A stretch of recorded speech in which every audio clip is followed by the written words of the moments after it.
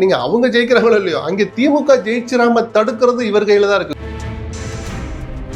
தொகுதி வந்ததுல இருந்தே அமமுக எனக்கு தெரிஞ்சு ஒரு 4-5 தொகுதியில் அவர்கள் விரும்பாத தொகுதி, கேட்காத தொகுதி. ரொம்ப ரொம்ப கடுமையான விமர்சனத்துக்கும் நகைச்சுவைக்கும் ஆளானது ஜி.கே. வாசு. நிஜமாவே அது அவரால் கட்சி வளர்ந்ததுங்கிறத நான் மறுக்க மாட்டேன். இளைஞர்களை தன் பக்கம் ஈர்த்தார், அதை நான் மறுக்க மாட்டேன். அப்படி சொன்ன அண்ணாமலை இந்த தேர்தலில் போட்டியிடவே இல்லைங்கிறார். அப்ப இந்த லட்சணத்துல நீங்க கட்சியை வளர்த்தீங்களா? ஒருவேளை பாமகவுக்கு, அதாவது அன்புமணி பாமகவுக்கு வந்து மாம்பழம் சின்னம் கிடைக்கல அப்படின்னா அவரும் தாமரையில நிப்பாருன்னு ஒரு தியரி வருது. எனக்கு தெரிஞ்சு இந்த முறை ஃப்ரிட்ஜ்னு இருக்காரு. ஆமா, இன்னும் அவங்க என்ன சொல்ல போறாங்களோ. நல்ல வீடெல்லாம் ஒரு பெட்ரூம் 2 பெட்ரூம் இருந்தா அடுத்து ஒரு ரூம் எக்ஸ்ட்ரா வாங்கிக்கணும் போல இருக்கு மக்கள். திரைமறைவில் என்ன நடந்துச்சு, என்ன டிமாண்ட் திரைமறைவில் நடந்தது? விகடன் நேயர்களுக்கு வணக்கம். இன்றைய சிறப்பு நேர்காணலில் மூத்த பத்திரிகையாளர் திரு எஸ்.பி. லட்சுமணன் சாரை தான் மீட் பண்ண போகிறோம். சார் வணக்கம். வணக்கம். எப்படி இருக்கீங்க சார்? நல்லா. தேர்தல் பரபரப்பாயிருச்சு. அதிமுக வந்து கூட்டணி தொகுதி பங்கீடுகள்லாம் முடிச்சு பிரச்சாரத்தையே ஆரம்பிச்சிட்டாங்க. இன்னொரு பக்கம் ஸ்ட்ராங்கான கூட்டணி நாங்கள் அப்படின்னு சொன்ன திமுக தான் லேசாக கொஞ்சம் திணறிட்டு இருக்க மாதிரியான ஒரு தோற்றம் இருக்குது. முதல்ல அதிமுகவிலேருந்து ஆரம்பிப்போம். தொகுதி பங்கீடு பற்றி நீங்கள் என்ன நினைக்கிறீங்க? கொஞ்சம் ஆச்சரியமா இருந்தது. சிலதை சொல்ல தயங்கக்கூடாது. ஜெயலலிதாவின் பாணின்னு கூட அதை சொல்லலாம். ரொம்ப நாளைக்கு அப்புறம் எடப்பாடியிடமிருந்து வெளிப்பட்டிருக்கிற அந்த டைப் பாடி லாங்குவேஜ், மௌனமாக இருக்கிறதும் மௌனமாக கடந்து போகிறதும் ஒரு பாடி லாங்குவேஜ் தான். ரொம்பவும் அலட்டிக்காமல் பல பேர் பலவிதமாக பரபரப்பை கிளப்பிக்கிட்டு இருந்த நேரத்தில் எண்ணிக்கையிலும் சரி, தொகுதிகளை ஒதுக்குனதுலையும் சரி, அந்த அதிமுக காரங்க பார்வையில் அவர் தன்னுடைய வேலையை கச்சிதமாக செஞ்சிட்டாருன்னு தாராளமாக பாராட்டலாம். ஆனால் இன்னொரு பார்வை இருக்குது. அண்ணன் சைஸா அங்கிட்டு தள்ளி விட்டாருன்னா மறைமுகமாக அது அவர் முதலமைச்சர் ஆகிறதையும் தடுக்கிற ஒரு உணர்வு, ஒரு ஒட்டுமொத்தமான வெற்றி தேவை இல்லையா? ஏன்னா நீங்க அவங்க ஜெயிக்கிறாங்களோ இல்லையோ, அங்கே திமுக ஜெயிச்சிராம தடுக்கிறது இவர் கையில தான் இருக்கு. கூட்டணிக்கு தலைமை வகிக்கிற 2வது முறையாக முதலமைச்சராக நினைக்கிற எடப்பாடிக்கு அந்த கடமையும் இருக்குல்ல. ஸோ இது ஏதோ ஒரு விஷயத்துல சாதிச்சுட்டா அது முழுக்க அதிமுகவுக்கு வெற்றி தரும், இவரை ரொம்ப ஈஸியா முதலமைச்சர் சிம்மாசனத்துல உட்கார வச்சிரும்னு நினைச்சா அது தப்பு. கிட்டத்தட்ட ஒரு 66 இடங்கள்ல ஒரு 50 இடம் திமுக ஜெயிச்சா கூட, எனக்கு இந்த கூட்டணி கட்சியில தான் 2 பேருமே குறி வைப்பாங்க. அது எடப்பாடியும் அங்கே தோழமை கட்சியில அடிப்பாரு, திமுக இவங்களுடைய தோழமை கட்சி. ஏன்னா கொஞ்சம் வலு குறைவா இருப்பாங்க. அண்ணா திமுகவே போட்டியிடுகிறது போல் இருக்கிற வேகம் இருக்காது, திமுகவே போட்டியிடுகிறது போல் இருக்கிற வேகம் அங்க இருக்காதுனால தோழமை கட்சியில 2 பேரும் குறி வைப்பாங்க. சின்னத்தோட ஃபேக்டர் இருக்கும், அதுவும் ஒரு ஃபேக்டர். அப்போ கிட்டத்தட்ட 66 தொகுதிகளில் அதிமுக தோழமை கட்சியில் போட்டியிடுகிற இடங்கள்ல 70ன்னு வச்சுக்கோ ஒரு பேச்சுக்கு. அந்த 70 இடங்கள்ல 50 இடம் 55 இடம் திமுக ஜெயிச்சுட்டா இவர் எடப்பாடி முதலமைச்சர் ஆகிறது அவ்வளோ சுலபமா? கொஞ்சம் யோசிச்சு பாருங்க. அப்போ இவர் போட்டியிடுகிற அந்த சுமார் 170 தொகுதிகளில் 120 இடங்கள் எப்படி வெற்றி பெற முடியும்? ஆனா வேற திமுக இங்கே 50 ஜெயிச்சுட்டா அங்கே 70 ஜெயிச்சாலே போதும். அவர் போட்டியிடுகிற 170ல் 70 ஜெயிச்சாலே ஆட்சி அவங்க ஆட்சி. இதையும் கொஞ்சம் பேலன்ஸ் பண்ணி இருந்திருக்கலாம். ஏதோ ரொம்ப பெருமையா இதை நினைக்கணும்னு எனக்கு தோணலை. சாமர்த்தியத்தை பாராட்டலாம், இது பெருமைக்குரிய விஷயம் அல்ல. ஆனா கூட்டணி கட்சிகளுக்கு கொடுத்த அந்த தொகுதிகளில் அதிமுக நின்றிருந்தாலும் கூட அவங்க வந்து ஸ்ட்ராங்கா அதில் வின் பண்ணிட முடியும் அப்படின்ற ஒரு ஹோப் இருந்தா தானே அதை நம்ம பேச முடியும். இல்ல, இப்போ நீங்க 10 தொகுதியை ஒரு கூட்டணிக்கு தள்ளி விடுறீங்கன்னா அங்கே இரட்டைலை போட்டிட்டா இன்னைக்கும் இரட்டலைக்குன்னு ஒரு மரியாதை இருக்கிறத யாரும் மறுக்க முடியாது. பழைய அந்த ஜிலுஜிலுப்பு இல்லாம இருக்கலாம், இரட்டலைக்குன்னு ஒரு மரியாதை, பேஸ் ஓட்டு இருந்துட்டு தான் இருக்கு. அப்போ பணபலம் அவங்க செலவு பண்றதை விட நீங்க செலவு பண்ண முடியும். அவங்களுக்கு இருக்கிற மெக்கானிசத்தோட நீங்க கொண்டுட்டு போற பணத்தை கீழே வரைக்கும் எடுத்துட்டு போறதுக்கு ஆல்ரெடி அதிமுக திமுகவோட ஒப்பிடுகிற போது ஜெயலலிதா காலத்து பலம் இல்லைன்னா கூட அந்த ஹைரார்கி சொல்றேன், மேல 1 லட்சம் கொடுத்தா கீழே வரைக்கும் போய் கொடுங்கடான்றது ஒரு 70,000 போய் சேர்ற அளவுக்கு திமுகல இன்னைக்கு செட்டப் இருக்கு. இங்கே ஒரு 50,000 போய் சேர்ற அளவுக்கு அதிமுகலையும் ஆட்கள் இருக்கிறாங்க. ஸோ மற்ற கட்சி மற்ற சின்னம் போட்டிடுறதுக்கும் அதிமுக இரட்டைலை போட்டியதுக்கும் வித்தியாசம் இருக்கு. ஒரு ஃபைட் கொடுக்கலாம். ஆமா, 10லையும் விட்டு கொடுக்கறதுக்கு பதிலா அந்த 5 ஜெயிக்கலாங்கிறது எடப்பாடிக்கும் அதிமுகவுக்கும் என்டிஏவுக்கும் நல்லதுங்கிற அந்த பார்வை தான் சொல்றேன். மற்றபடி ஒரு வகையில ஒரு சாமர்த்தியம், இன்னொரு வகையில அந்த அணிக்கு இது ஒட்டு மொத்தமா பார்த்தா ஒரு சோர்வு தரும். 2 நாளா சமூக வலைதளங்கள் இந்த தொகுதி வந்ததுல இருந்தே அமமுக எனக்கு தெரிஞ்சு ஒரு 4-5 தொகுதியில் அவர்கள் விரும்பாத தொகுதி, கேட்காத தொகுதி, கிட்டத்தட்ட தள்ளி விட்ட மாதிரி. ஆனாலும் ஒரு 7 தொகுதிகள் தினகரனை நம்பி வந்தவங்க, அப்படியே அடையாளப்படுத்தப்பட்டவங்க அவங்களுடைய சொந்த தொகுதியில கேட்டிருக்கு. அவர் கேட்ட தொகுதிகளும் கிடைச்சிருக்கு. 100% பாதிப்புன்னு எடுத்துக்கிட்டா தினகரனுக்கு கொஞ்சம் குறைவுதான். அதிருப்தி இருக்கு, கோபதாபங்கள் இருக்கலாம், அவருடைய கட்சிக்காரங்களுக்கு ஏமாற்றம் இருக்கலாம். பட் ஸ்டில் பெர்சன்டேஜ் அடிப்படையில் பார்த்தா அவர் 11ல் 7 அல்லது 8 இடங்கள் அவர் தாராளமா ஒரு வெற்றியை நோக்கி பயணிக்கலாம், ஒரு நம்பிக்கையை தர்ற தொகுதிகள் தான் அவர் கேட்ட தொகுதிங்கிறதுனால. ரொம்ப ரொம்ப கடுமையான விமர்சனத்துக்கும் நகைச்சுவைக்கும் ஆளானது ஜி.கே. வாசனுடைய 5 தொகுதிகள். ஏன்னா அவரை நான் நகைச்சுவையா சொல்லலை, ஒரு கிண்டல் பண்றதுக்காக நான் சொல்லலை. கட்சி ஒரு ஒரு பேரளவில் ஒரு நடத்திட்டு இருக்கிறார்.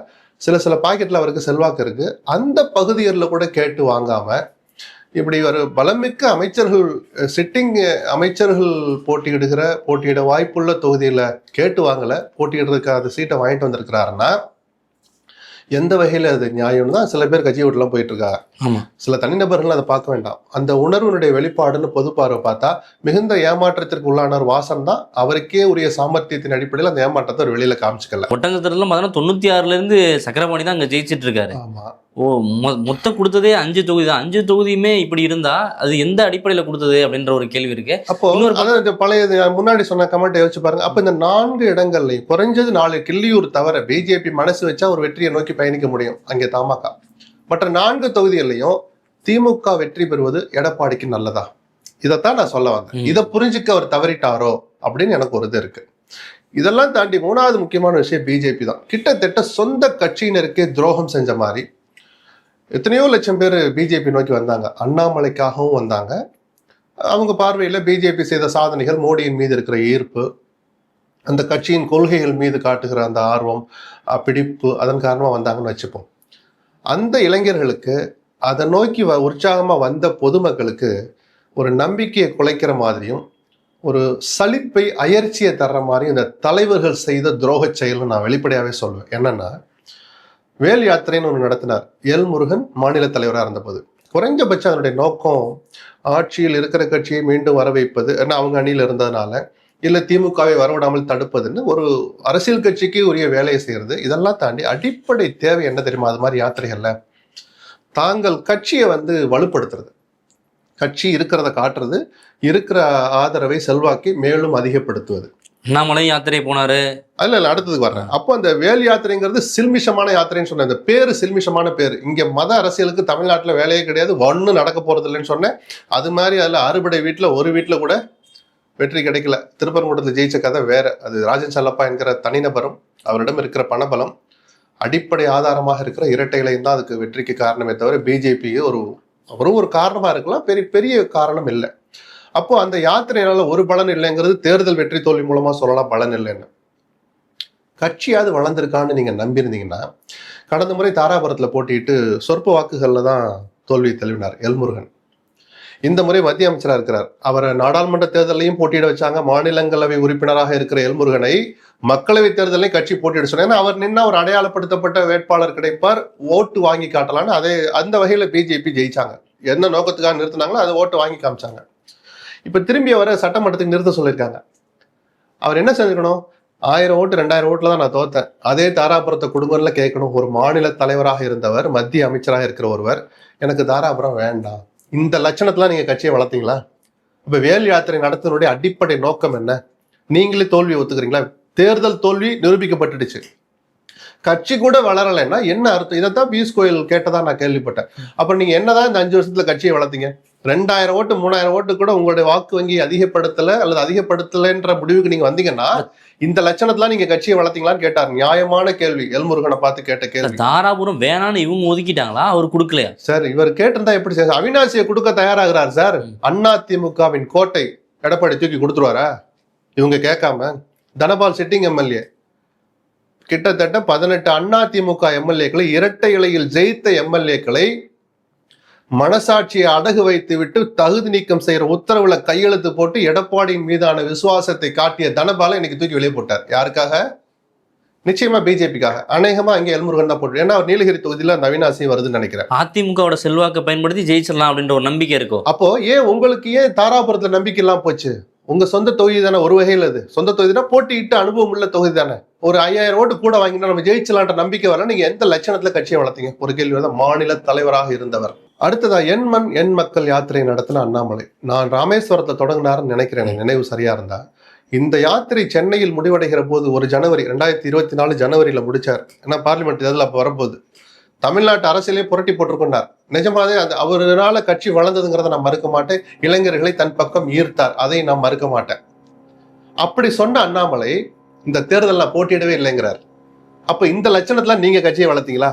உங்களுக்குன்னு ஒரு தொகுதியை தேர்ந்தெடுத்து எனக்கு இந்த தொகுதியில் ஏற்கனவே இருந்த செல்வாக்கை விட நான் அதிகப்படுத்தி காட்டியிருக்கேன், நம்பிக்கையோடு நான் நிக்கிறேன்னு சொல்ற ஒரு மனநிலை அண்ணாமலைக்கு இல்லைன்னா எந்த லட்சணத்துல நீங்க கட்சியை வளர்த்தீங்க? அவரு சிங்காநல்லூர் தொகுதியை வந்து டார்கெட் பண்ணாரா? எது வேணாலும் சார், நான் போட்டிடுறேன்னு கேட்டா கொடுக்கறதுக்கு தயாரா இருப்பாங்க சார். அல்லது நான் தலைவராகவே இருந்தவன், அண்ணாமலை தெரியாத ஒருத்தன் பிஜேபி இல்ல தமிழ்நாட்டுல யாராவது இருப்பாங்களா? அந்த அளவுக்கு ஒரு பரபரப்பான அரசியல், அதுல பொய் இருந்துச்சு, அதிரடி இருந்துச்சு, அதுல என்ன சொல்றது, அவர் அகம்பாவம் இருந்துச்சுங்கிறதெல்லாம் வேற. ஆனாலும் அவர் அடையாளப்படுத்தப்பட்ட அரசியல்வாதியாக தமிழ்நாடு முழுக்க தெரிந்த பிறகு எங்க வேணாலும் கொடுங்க நான் நிக்கிறேன்ல சார் சொல்லியிருக்கணும். அப்ப நீங்க மாநில தலைவராக இருந்து இந்த கட்சிக்கு செஞ்சது என்ன? கேள்வி வருதா? அடுத்து நயினார் நாகேந்திரன் தமிழகம் தலை நிமிரட்டும் ஏதோ ஒரு பேர் வச்சு அவர் ஒரு யாத்திரையை நடத்தி முடிச்சிட்டாரு. ஏன் சார் உங்க சொந்த தொகுதியை விட்டுட்டு வெளியில தொகுதி மாறுறீங்க? உங்க சொந்த தொகுதி கூட கேட்டு வாங்குறதுக்கு ஒரு இது இல்லாம, இல்ல நான் சில காரணங்களா வேற தொகுதிக்கு போறேன், இந்த தொகுதி நான் நின்ன தொகுதி, இன்னும் செல்வாக்கு வளர்ந்துருக்கு, இங்க இன்னொரு ஆள் நிறுத்தட்டும், எனக்கு பிஜேபிக்கே கொடுங்கன்னு கேட்டு வாங்கலையே. திருநெல்வேலி வேணான்றீங்களே, சாத்தூருக்கு போறீங்களே. இவரும் மாநில தலைவரா இருக்கிறார். இப்ப நான் புரிதல எதனால இந்த விமர்சனத்தை முன்வைக்கிறேன்னு, இப்போ இது எந்த வகையில பிஜேபி நோக்கி வருகிற புதியவர்களுக்கும் ஏற்கனவே இருக்கிற இளைஞர்களுக்கும் இது எந்த வகையில நம்பிக்கை தரும்? இப்ப புரிதல எதுக்காக நான் துரோகங்கிற வார்த்தையை பயன்படுத்தினேன்னு, ஏதாவது ஒரு புள்ளியில நீங்க இந்த கட்சிக்கு நல்லது செஞ்சிருக்கீங்களா? அந்த கட்சி தொண்டர்களுக்கு நம்பிக்கை தர்றீங்களா? வேற எப்படி சார் இந்த தொகுதியிலே இந்த தலைவர்களே இப்படி நடந்துக்கிட்டீங்கன்னா, இன்னும் நீங்க சொன்ன மாதிரி 27 தொகுதியில கிட்டத்தட்ட 15 தொகுதி சோட போற தொகுதி தான். அதெல்லாம் எப்படி தொண்டர்கள் உற்சாகமா வேலை செய்வாங்க? உங்களுக்கு எப்படி நம்பிக்கை கிடைக்கும்? நம்பிக்கையில எப்படி உற்சாகம் வரும்? அதுவும் பிஜேபி செய்த மிகப்பெரிய தவறு. அதே போல வானதி சீனிவாசனை நான் சொல்லிடுறேன். நல்ல செயல்பட்ட எம்எல்ஏ, பல்வேறு பிரச்சனைகள்ல வெளிப்படையாக துணிச்சலாக கருத்துக்களை சொல்கிற வானதி எதுக்காக சிட்டிங் தொகுதி விட்டுட்டு வெளியே போறீங்க? இத்தனைக்கும் உங்க கோட்டை கோயம்புத்தூர்ல தான் பிஜேபி 2 மாவட்டங்களை சொல்லுவோம் பொதுவாகவே. அந்த காலத்துல இருந்து நாகர்கோயிலையும் கோயம்புத்தூர்லையும் தான் பிஜேபி கொஞ்சம் ஜிலுஜிலுன்னு இருக்கும்னு. அந்த கோயம்புத்தூர்ல சிட்டிக்குள்ள இருக்கிற ஒரு தொகுதியில தெற்குல நீங்க எம்எல்ஏ எதுக்காக வடக்குக்கு போறீங்க? ஒருவேளை அவர் போறதா இருந்தா அறிவிக்கல, அவருக்காக தான் கேட்டு வாங்கியிருக்காங்கன்னு சொல்றாங்க. அப்போ உங்க சிட்டிங் தொகுதியவே கேட்டு வாங்குற அளவுக்கு துணிச்சல்ல நீங்க என்ன தொகுதிக்குள்ள என்ன வேலை பார்த்தீங்க, என்ன பார்க்க தவறுனீங்க? கட்சியை வளர்த்தீங்களா வளர்க்கலன்னு ஒரு கேள்வி வருதுல்ல. வானதியும் அகில இந்திய தலைவரா இருக்கிறான்னு நினைக்கிற மகளிர் அணிக்கு அடையாளப்படுத்தப்பட்ட பெரிய பதவி. அப்ப நீங்க இந்த லட்சணத்துல கட்சியை வளர்த்தீங்கன்னா நீங்க இந்த கட்சிக்கு செஞ்ச கான்ட்ரிபியூஷன் என்ன? இல்ல இவங்க பயத்தினாலதான் வந்து தொகுதி மாறுறாங்க அப்படின்னு எடுத்துக்க முடியல. ஏன்னா வந்து வெற்றி மேல இருக்கிற நம்பிக்கையின் காரணமா அவங்க தொகுதி மாறாங்க. வானதி சீனிவாசனும் வெற்றி பெற்றவங்க தான், நயினார் நாகேந்திரனும் வெற்றி பெற்றவர் தான். இவங்க மாறுறாங்க, வேற ஏதாவது ஸ்ட்ராட்டஜி இருக்கலாம்ல? அப்படி என்ன ஸ்ட்ராட்டஜி? ஏதாவது நானும் நைட்டெல்லாம் யோசிச்சு பார்த்தேன். நிஜமாவே நைட்டெல்லாம் யோசிச்சேன், ஒண்ணுமே தோணலையே. ஒருவேளை என் சிற்றறிவுக்கு அது தோணாம இருக்கலாம். நீங்க சொன்னா சொல்லுங்க, இந்த பேட்டியை பார்த்து யாராவது சொல்லட்டும், நம்ம தெரிஞ்சுக்கோ, தப்பு இல்லை. அவங்களுக்கு நிஜமாவே ஒரு ஸ்ட்ராட்டஜி இருக்கு. என்ன ஸ்ட்ராட்டஜி? இங்க நின்னா ஜெயிக்க முடியாது, அங்க போனா ஜெயிக்கலாங்கிற ஸ்ட்ராட்டஜியை தவிர எனக்கு வேற எதுவும் தோணலை. மாறாக இன்னொரு ஆங்கிள், ஒரு பத்திரிகையாளரா அரசியலை பாக்குறதுல இளைஞர்களுடைய ஆதரவை தக்க வைப்பது எல்லா கட்சிகளும் இன்னைக்கு சவாலா இருக்கு. விஜய் வரவுக்கு பிறகு ஒரு சீற்றமான அரசியலை நடத்துகிற அண்ணாமலை, சீமான், சிறுத்தைகள் போன்றவர்கள்லாம் அவரவர்கள் தங்கள் பங்குக்கு இளைஞர்களை ஈர்த்து வைத்திருக்கிற போது பிஜேபியும் இளைஞர்களை தக்க வைக்கணும்னு ஒண்ணு இருக்குல்ல, அந்த நபர்களுக்கு அந்த இளைஞர்களுக்கு நம்பிக்கை தர்ற மாதிரி நீங்க ஏதாவது நடந்துக்கிட்டீங்களா? அண்ணாமலை பின்வாங்கிறதுக்கு பின்னாடி அவருடைய உட்கட்சி பிரச்சனை இருக்கலாம் இல்லையா? அவர் வந்து நேரடியா அவருக்கு வந்து முக்கியத்துவம் தரப்படல, அவருக்கு பதவி தரப்படல, தொடர்ந்து சொல்லப்பட்டு தரப்படலைன்னா ஒவ்வொரு மேடையிலேயே அவருக்கு இடம் கொடுத்திருக்க மாட்டாங்க. மாநில தலைவர் பதவியிலிருந்து அவர் கிட்டத்தட்ட நீக்கப்பட்ட பிறகும் மோடி கலந்துக்கிற மேடையாகட்டும், அமித்ஷா கலந்துக்கிற மேடையாகட்டும், அவருக்கு முதல் வரிசையில் இல்லைனாலும் பின்னாடி வரிசை இல்லை, மையமா இல்லைனாலும் கொஞ்சம் ஓரத்துலயாவது சீட்டு போட்டு உட்காந்து தானே வைக்கிறாங்க. இன்னைக்கு பிஎல் சந்தோஷ் கூப்பிட்டு பேசதான் போறார். நேற்றுக்கு பியூஷ் கோயல் வர வச்சு பேசினார். அண்ணாமலை அதான் நம்ம தான் எடுத்துட்டோமே, அவரை பத்தி ஏன் கவலைப்படணும், யாரும் அவரை ஒன்றும் அப்படி ஒன்றும் புறக்கணிக்கலையே, அப்படி கட்சியை விட்டு நீக்கலையே. வெறும் சாதாரண உறுப்பினராக இருந்தாலும் எனக்கு இந்த தொகுதி கொடுங்கன்னு கேட்கிற உரிமையும் தகுதியும் அண்ணாமலைக்கு இருக்கு. துணிச்சல் ஏன் இல்லாம போச்சு? இப்போ வந்து பயத்தின் காரணமா தான் எல்லாருமே வந்து நான் சொல்லி விமர்சிக்கிறோம். இது இந்த கட்சிக்கு செய்கிற துரோகம்னு நான் சொல்லுவேன். இந்த கட்சிக்கு அப்ப நீங்க அர்த்தமுள்ள ஒரு பங்களிப்பை செய்யலையா, அல்லது நீங்கள் பங்களிப்பை செய்ததாக சொன்னதில் உங்களுக்கே நம்பிக்கை இல்லையா அப்படிங்கிற கேள்விகள் வலுவா எழுதுங்கிறத நான் சுட்டிக்காட்டேன். இந்த விவகாரத்துல பொறுத்தவரை பார்த்தோம்னா எடப்பாடியின் கை வந்து ஓங்கி இருக்கா, அவருடைய டிசிஷன் தான் வந்து மேஜரா இருந்திருக்குன்னு நினைக்கிறேன். நிச்சயமா. அதனாலதான் நான் முதல் வரியிலே அவரை பாராட்டிட்டேனே. ஜெயலலிதாவின் அந்த தொனி தெரியுதுன்னு நான் சொல்லிட்டேன். அதை சொல்றதுல எனக்கு எந்த தயக்கமும் இல்லை. அவர் விமர்சனத்துக்குரியவர், அதெல்லாம் விமர்சிக்க வேண்டிய விஷயங்கள் வேற இருக்கு.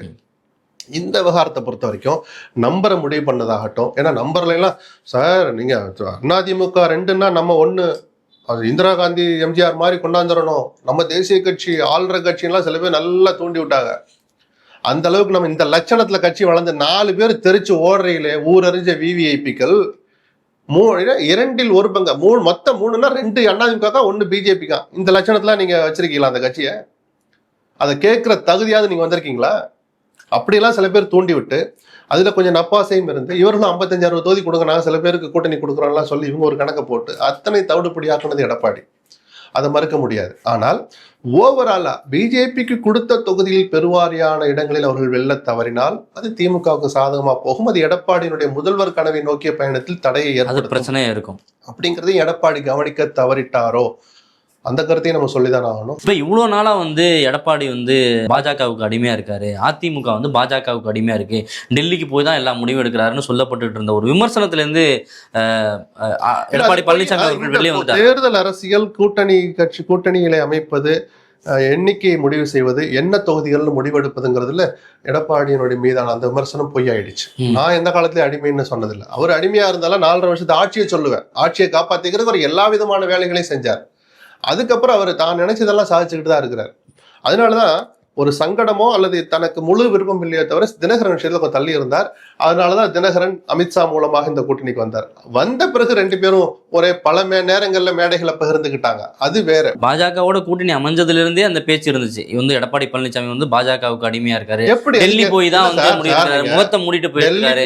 அதெல்லாம் ஒரு சிறுபிள்ளைத்தனமான அப்ப விமர்சனத்தை வச்சுட்டேன். அதுக்கு அவசியமே இல்லை. எங்கள் கூட்டணியினுடைய தலைவர் அவரை பார்க்க வந்திருக்க, தமிழ்நாட்டில் சட்டம் ஒழுங்கு சரியில்லை, போதைப் பொருள் நடமாட்டம் அதிகமா இருக்கு, உள்துறை அமைச்சர் அதுல பொறுப்பு கொஞ்சம் அவருக்கும் இருக்கு, சொல்ல வந்தேன்னா வேலை முடிஞ்சு போச்சு, நான் கட்சி ஆபீஸை பார்க்க வந்தேன், நான் வேற யாரையும் பார்க்க வரலன்ட்டு சொல்லி 10 மணி நேரத்துக்குள்ள முகத்தை மூடிட்டு உள்ள போனார். அதெல்லாம் விமர்சிச்சு முடிச்சிட்டோம். இந்த தேர்தல் அரசியல் கூட்டணி அரசியல்ன்ற போது அவர் தன்னுடைய அந்த ஒரு சாமர்த்தியத்தை வெளிக்காட்டிட்டாருன்னு நம்ம பாராட்டோம். இந்த தொகுதி பங்கீடுல திரைமறைவுல என்ன நடந்துச்சு, என்ன டிமாண்ட்? திரைமறைவுல நடந்தது பேச்சுவார்த்தை தான், வேற என்ன நடந்திருக்கு? யார் அப்பர் ஹேண்ட் எடுத்தா அப்படின்றது ஒண்ணு இருக்குல்ல. இப்ப இந்த தொகுதி பங்கீடு பாஜக நிறைய விஷயங்கள் தவற விட்டுருக்காங்கன்னு நீங்க சொல்றீங்க இல்லையா? அப்படி இருக்கும்போது எடப்பாடி எனக்கு கிடைத்த தகவல் படி தனக்கு வேண்டிய தொகுதிகள் வேணும்னு தினகரன் மெனக்கட்ட அளவுக்கு அது பிஜேபியின் வழியாகத்தான். அவர் அதே பொது வெளியிலேயே அவர் சொல்லிட்டார், ஏன்னா தொகுதிகளை அமித்ஷா தான் முடிவு பண்ணுவார், என்ன தொகுதிங்கிறத நான் அவங்க கிட்ட கேட்டு வாங்கிக்கோன்னு சொன்னது ஒரு கிட்டத்தட்ட 90% நிஜம்தான். மடத்துக்குள்ள மட்டும்தான் எனக்கு தெரிஞ்ச அவர் நேரடியாக அதிமுக பேசியிருப்பார், தன்னை நம்பி வந்த அந்த முன்னாள் அமைச்சர் சண்முகவேலுக்காக. அவரை தவிர வாசனோ, ஏன்னா அது 2 பேர் தான் அதிக எண்ணிக்கை. பிஜேபியோ ஒரு துளி கூட மெனக்கெட்டதான் எனக்கு தெரியல. போராடுனதா கூட நமக்கு தகவல் வரல. பிஜேபிக்கு இதுல ரோலே இல்லையா அந்த தொகுதி செலக்ட் பண்ணதுல? ரோலே இல்லைன்னு சொல்ல மாட்டேன், போராட்ட குணம் வெளிப்பட்டதா எனக்கு தகவல் வரலன்னு சொல்றேன். நானும் அங்கங்க பேசுவோம்ல, என்ன நடந்து போ, நீங்க தாப்பால போட்டுக்கிட்டாலும் உள்ள 10 பேர் இருந்தா ரகசியம். அதனாலதான் கேட்கிறேன் உங்க சோர்ஸ். அதனாலதான் சொல்றேன், அவங்க போராடி கேட்டதா, அவங்க போராடி இதெல்லாம் எனக்கு தாராபுரத்துக்கு மேல அவினாசியை கொடுத்துருங்க, என்னை நிக்க விட்டுறாதீங்க, திருநெல்வேலி வேணா சாத்துரை கொடுங்க, தெற்கு வேண்டாம் வடக்கு கொடுங்கன்னு இந்த முகமறிந்த விவிஐபிக்கள் தங்கள் தொகுதிகளுக்காக போராடினார்களே தவிர தமிழ்நாடு பிஜேபியுடைய நலனை மனதில் வைத்து ஒரு துளி கூட போராட்ட குணத்தை வெளிப்படுத்தியதாக துளி கூட தகவல் இல்லை. இந்த முகமறிந்த தலைவர்களுக்கான தொகுதிகள் மட்டும் கேட்டு வாங்கிக்கிட்டாங்க. ஆமா, பட்டியல் வர்றபோது பள்ளிக்கு தானே போகுது. லக்ஷ்மணன் சொல்றது பொய்யா இல்ல வீம்புக்கு பிஜேபி சீனாரான்னு ஒரு பத்திரிகையாளர் நமக்கு ஒரு பார்வை இருக்குல்ல சார். யார் வேணாலும் போட்டியிடட்டும் சார், நின்ன தொகுதி எதுக்கு சார் மாத்துறீங்க? ஜி.கே. வாசன் பத்தி வாசனுக்கு அந்த கவலை இல்லை, ஒதுக்கப்பட்ட தொகுதியும் இல்ல. ஆமா, ஒதுக்கப்பட்ட தொகுதியில் பார்த்தோம். தொகுதி எங்க தஞ்சாவூர் மாவட்டத்துல எனக்கு ஏதாவது 2-3 கொடுங்க, நல்லதா கொடுங்கன்னு கேட்டு வாங்க தவறிட்டாரு. அதனாலதான் இந்த போராட்ட குணம் தினகரனை தவிர. தஞ்சாவூர் மாவட்டம் கும்பகோணம் கொடுத்துருக்கான் அப்படிம்பாங்கல்ல. கும்பகோணம் கொடுத்துருக்கேன். எப்படிப்பட்ட கும்பகோணம்? மிக எளிதில் கடந்து போகக்கூடிய கும்பகோணமா? கிண்டல் பண்ணல. அதுக்காக போட்டிட்டாமே இருக்க முடியுமா? இல்ல எல்லா கடினமான தொகுதியிலும் அதிமுகவை சோக்க முடியுமா? ஷேர் பண்ணி நின்று இருக்கணும். அதுக்கு கொஞ்சம் எல்லாருமே தங்களுடைய போராட்ட குணத்தை வெளிப்படுத்திருக்கணும். கொடி பிடிக்க வேண்டாம், பத்திரிகையாளர் மத்தியில போய் சண்டை போட வேண்டாம். ஜி.கே. வாசன் இன்னொரு சிக்கல் என்னன்னா, அவர் தாமரை சின்னத்துல போட்டியிட. அது சிக்கல் நம்ம ஏன் சார் பார்க்கணும்? அது அவங்களுடைய உரிமை சார். எடப்பாடி சொன்னார் இல்லையா, ரெட்டையில நிக்கிறதா தாமரையில் நிக்கிறதா, அவங்க சின்னத்தில் நிக்கிறதா அவங்க முடிவெடுக்கட்டும்னு சொன்னார்ல. அது அவங்களுடைய உரிமை, தலைவர்களுடைய மென்டாலிட்டியை பொறுத்தது. இப்ப திமுக ஒரு பார்வை பாக்குறாங்க, அதை அப்புறம் பேசுவோம். எடப்பாடியை பொறுத்த வரைக்கும் எதுல நின்று போங்கன்றாரு. இல்ல இப்ப பாஜக அப்படின்னு பார்த்தோம்னா 27ங்கிறத தாண்டி இப்ப ஜி.கே. வாசன் அது ஒரு 5 இப்படியே ஆட் பண்ணிட்டே போறாங்க. 35 வரை வருது. கொடுத்தது வேணா அதிமுகவா இருக்கலாம், ராஜ்யசபா எம்பி பதவி 6 வருஷம் முன்னாடி. கொடுக்க வைத்தது பிஜேபி. அப்போ அவங்க ஆட்சியில இந்த மிரட்டுற இடத்துல இருந்தாங்க. அப்போ அடிமை விமர்சனம் அப்பதான் அதுவும் ஒரு காரணம். அது கிட்டத்தட்ட நத்த விஸ்வநாதனுக்கு போயிருக்க வேண்டிய எம்பி பதவி அது. ஒரு நைட்ல போய் அங்கிருந்து பிரஷர் கொடுத்து வாசனுக்கு வாங்கிட்டு போயிட்டாங்க. ஸோ கொடுக்க வச்சது பிஜேபிங்கனால அவருக்கு எப்பயுமே பிஜேபியோட ஒரு இணக்கமான இதுலயே இருப்பார். யாரு? வாசன். மோர் தென் ஏடிஎம்கே டுவர்ட்ஸ் பிஜேபி தான் அவர் ரொம்ப சாஃப்டா நெருக்கமா இருந்திருக்கிறார். அதனால அவர் தாமரை சூஸ் பண்ணல ஆச்சரியம் இல்லை. ஆச்சரியம் இல்ல, டஃப்பான தொகுதிகள் கொடுத்துருக்காங்க. 5 தொகுதியுமே டஃப்னு நம்ம பேசுறோம். அங்க வந்து தாமரை சின்னத்துல அவர் போட்டிடுறாரு அப்படிங்கும்போது அது இன்னும் எந்த அளவுக்கு டஃபா இருக்கும் அப்படின்ற ஒரு கேள்வி. இன்னும் ரொம்ப ஈஸியாக்கிறோம் அந்த எதிரணி வெற்றி பெறது. திமுக வெற்றி பெறது ரொம்ப சுலபமாக்கிட்டாரு. அதனாலதான் இது என்னையா நடக்குதுன்னு நமக்கே ஒரு ஆச்சரியமாவும் அதிர்ச்சியாவும் இருக்கு. இப்படி ஒரு சுலபமா நடந்துக்கிறாங்களே, ஒரு துளி கூட கவலைப்படலையோ அப்படின்னு ஒரு ஆச்சரியமா இருக்கு.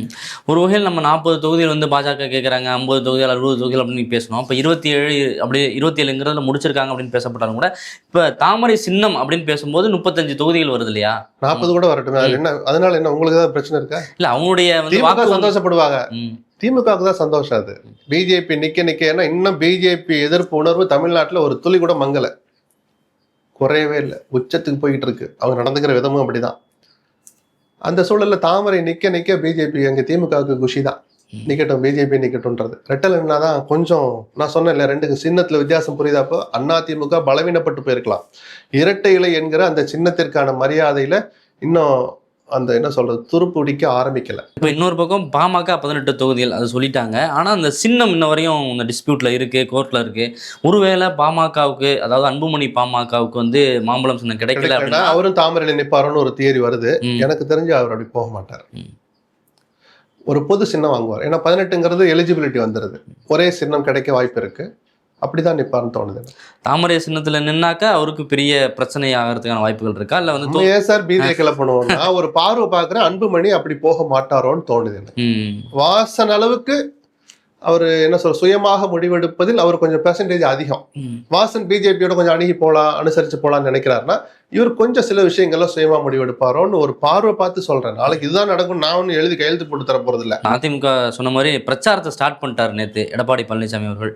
வந்து திமுக கூட்டணி தான் வந்து அடிமையா இருக்காங்க, எங்களுக்கு வந்து எங்க கூட்டணியில எல்லாருக்கும் உரிய மரியாதை வந்து நாங்க கொடுத்துருக்கோம் அப்படின்ற ஒரு கருத்தை அவர் முன் வச்சிருக்காரு. அவருடைய கருத்து சார். தேர்தல் பிரச்சாரம் தொடங்கிடுச்சு. எத்தனை ஃபர்ஸ்ட் நாள் இன்னும் மாறி மாறி பேச்சுக்கள் வரதான் போகுது. அதுக்கெல்லாம் நாம லாவணி பாடிக்கிட்டு இருக்க வேண்டாம். ரசிச்சுக்கெல்லாம், மக்கள் எடை போடட்டும். அது உண்மைதானா, யார் அடிமையா இருந்தா அப்படின்னு அவங்களுக்கு நினைவு வரட்டும். அந்த ஒரு விஷயம் மட்டுமே காரணம் இல்லை. பல பிரச்சனைகள் தான் ஒரு தேர்தல் முடிவை தீர்மானிக்கும். ஒரு சாதாரண பொதுஜனம் போய் பட்டன் அமுக்கிற போது அன்னைக்கு காலையில நடந்த ஒரு விஷயம் கூட அவன் மனசுல தாக்கத்தை ஏற்படுத்தலாம். அப்படிப்பட்ட நபர்களையும் நமக்கு தெரியும். அதனால ஏதோ ஒரு நாள் பிரச்சாரத்துல அவர் பயன்படுத்தின வார்த்தைகள் முன் வச்சு வேற விஷயமே இல்லையான்னு கூட கேட்கலாம். எல்லாம் இருக்கு. போக அவர் இன்னும் பேசுவார், வேகப்படுத்துவார். அதுக்கு பதிலடியா அந்த அணியும் தரதான் போகுது. அதனால அது நம்ம ஒன்னொன்னுக்கும் பதில் சொல்லிட்டு இருக்க வேண்டியது இல்லை. தொகுதி பங்கீடு, அப்புறம் வேட்பாளர் தேர்வு, அதை தாண்டி கதாநாயகன் பார்த்தோன்னா தேர்தல் அறிக்கை தான்.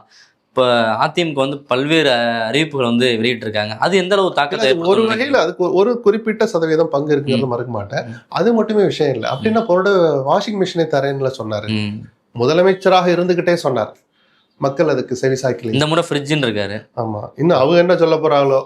நல்ல வீடெல்லாம் ஒரு பெட்ரூம் 2 பெட்ரூம் இருந்தா அடுத்து ஒரு ரூம் எக்ஸ்ட்ரா வாங்கிக்கணும் போல இருக்கு. மக்கள் அந்த அளவுக்கு கொண்டாந்து அடுக்க போறாங்க. எல்லா கட்சிகளும் இந்த நலத்திட்டங்கள்ல வந்து கவனம் செலுத்துறது ஒரு நாள் கூத்து சார், 2 நாள் கூத்து. ஃப்ரிட்ஜோ வாஷிங் மிஷினோ அவங்கள பெருசா சந்தோஷப்படுத்தாது.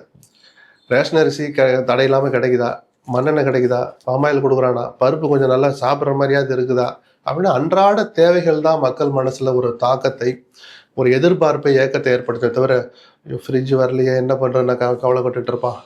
அன்றாட வாழ்க்கைக்கு அது வந்து ஆடம்பரங்கள் தானே தவிர அத்தியாவசியம் இல்லை. வெல்ஃபேர் மெஷர்ஸ் எந்த அளவுக்கு அவங்க அறிவிக்கிறாங்க, செயல்படுத்துறாங்க, செயல்படுத்தினாங்க அப்படின்னு ஓரளவு விவரம் தெரிஞ்சவங்க யோசிச்சு பார்த்தாங்கன்னா அவங்க இதெல்லாம் ஒரு பொருட்டா கூட மதிக்க மாட்டாங்க. ஒரு நாள் கூத்து. திமுக நாளைக்கு அறிவிக்க போற விஷயத்தையும் சேர்த்தான் சொல்றேன். இலவசங்களை பொறுத்த வரைக்கும் ஒரு நாள் சில நாள் கூத்து தான். அதற்காக ஓட்டு கிடைக்குன்னு நினைச்சாங்கன்னா அவங்க அரசியல் புரிஞ்சுக்கலன்னு அர்த்தம். 2 பேருமே அந்த பாடத்தை கத்துக்கிட்டவங்க தான்.